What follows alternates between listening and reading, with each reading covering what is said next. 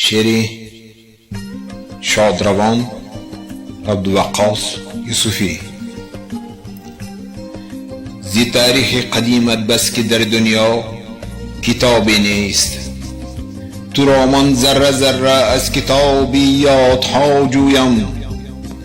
ببینم رود کوهی شعر شیوا می رود در لب، سرودی شاعرانت از زبانی بادها جویم. نگاهی من به هر گوره رود مانند گنجویان، که در هر مدفن یک شاهدی تاریخ پنهان است.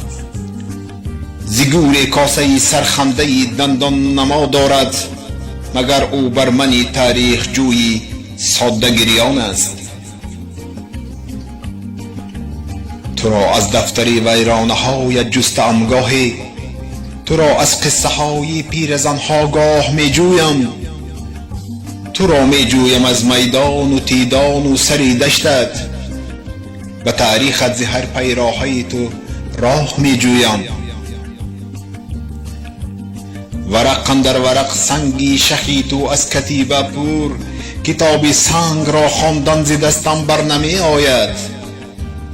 اگرچه قلعه بالای شخچه قصه ها گوید، صدای پست بشنفتن ز گوش کر نمی آید.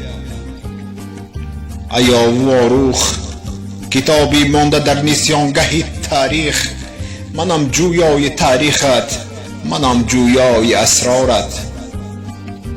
منو چشمی سفال بر سفال گوری موغ امروز، منو هم صحبتی با توت پیری خواجه غارت.